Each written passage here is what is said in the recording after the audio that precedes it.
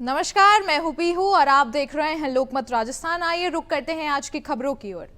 अमेरिकी राष्ट्रपति Donald Trump ने रविवार को भारतीय मूल के चंद्रा नागमलैया की हत्या की निंदा की है। उन्होंने इसे भयानक बताया।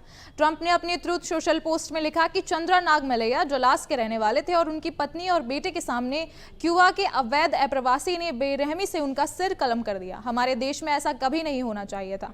ट्रंप ने बताया कि हमलावर को पहले भी बाल यौन शोषण, कार चोरी जैसे अपराधों के लिए गिरफ्तार किया गया था। उन्होंने पूर्व राष्ट्रपति बाइडेन प्रशासन पर निशाना साधते हुए कहा कि बाइडेन प्रशासन ने इस अपराधी को रिहा कर दिया था और क्यूबा ने उसे वापस लेने से भी इनकार कर दिया था। दरअसल टेक्सास के डलास में 10 सितंबर को भारतीय मूल के नागमलैया की हत्या कर दी गई थी और ट्रंप ने कहा कि अवैध अप्रवासी अपराधियों के प्रति नरमी का समय अब खत्म हो गया है, अब सजा दी जाएगी। नेपाल की अंतरिम प्रधानमंत्री सुशीला कार्की ने कार्यभार संभालने के बाद कहा कि जेनजी आंदोलन में मारे गए लोगों को शहीद घोषित किया जाएगा। पीड़ितों के परिजनों को 10-10 लाख नेपाली रुपए का मुआवजा भी दिया जाएगा और नेपाल हिंसा में मरने वालों की संख्या 72 हो गई है। इसमें एक भारतीय महिला भी शामिल है और कार्की ने भ्रष्टाचार को खत्म करने का भी संकल्प लिया है। उन्होंने कहा कि नेपाल में पहली बार 27 घंटे तक लगातार आंदोलन हुआ है। कार्की बोली, मैं 6 महीने से ज्यादा समय तक सत्ता में नहीं रहूंगी और नवनिर्वाचित संसद को अधिकार सौंप 12 सितंबर को पीएम का पद संभालने के लिए कार्की के नेपाल में 5 मार्च 2026 को आम चुनाव कराने की जिम्मेदारी भी दी गई थी।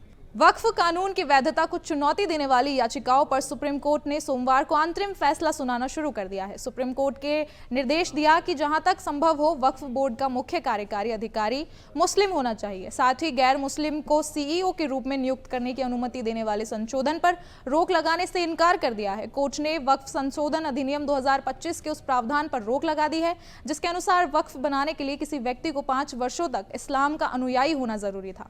यह प्रावधान तब तक के लिए स्थगित रहेगा जब तक राज्य सरकारें यह निर्धारित करने के लिए नियम नहीं बना लेती कि कोई व्यक्ति इस्लाम का अनुयायी है या नहीं। प्रधानमंत्री नरेंद्र मोदी सोमवार को 16वीं कंबाइंड कमांडर्स कॉन्फ्रेंस का उद्घाटन करेंगे।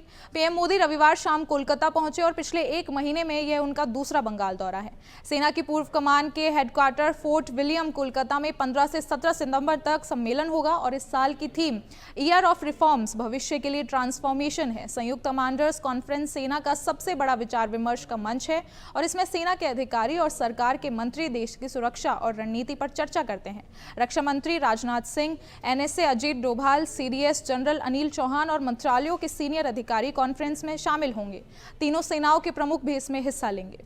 कांग्रेस नेता राहुल गांधी पंजाब पहुंच गए हैं। वह अमृतसर एयरपोर्ट से अजनाला के लिए रवाना हो गए हैं और यहां वह बाढ़ प्रभावित लोगों से मुलाकात करेंगे। राहुल गांधी जिस गाड़ी में सवार हैं उसे खुद पंजाब कांग्रेस के प्रधान अमरिंदर सिंह चला रहे हैं। इसके अलावा विधानसभा में विपक्ष के नेता प्रताप सिंह बाजवा भी मौजूद हैं।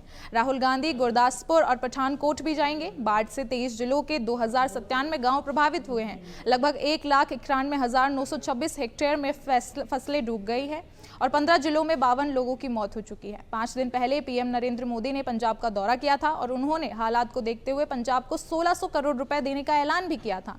इसे पंजाब की मान सरकार ने नाकाफी बताया था। यूनिफाइड पेमेंट्स इंटरफेस में बड़े लेन देन करना अब और भी आसान हो गया है। National payments corporation of India ने घोषणा की है कि 15 सितंबर 2025 से P2M लेन देन के दैनिक सीमा बढ़ाकर 10 लाख रुपए कर दी जाएगी। यह बदलाव उन लोगों और व्यवसायों के लिए राहत देने वाला है जिन्हें पहले कम सीमा की वजह से परेशानी का सामना करना पड़ता था।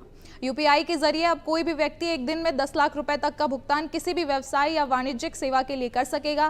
पहले यह सीमा 2 लाख रुपए थी। एनपीसीआई का कहना है कि इस कदम से बड़े लेन देन को डिजिटल माध्यम से सुरक्षित और आसान बनाया जा सकेगा। मानसून की विदाई में अब ज्यादा समय नहीं बचा है। मौसम विभाग की ताजा जानकारी के मुताबिक अगले 3-4 दिनों में मानसून की विदाई शुरू हो जाएगी और कहा जा रहा है कि जाते जाते मानसून देश में तांडव मचा सकता है। अगले 48 घंटों के दौरान कई राज्यों में भारी बारिश हो सकती है। इसको लेकर मौसम विभाग की तरफ से ऑरेंज अलर्ट भी जारी किया गया है। दिल्ली में आज बादल छाए रहने का अनुमान है। मौसम विभाग की जानकारी के अनुसार पूर्व दिल्ली और दक्षिण दिल्ली में आज बूंदाबांदी हो सकती है।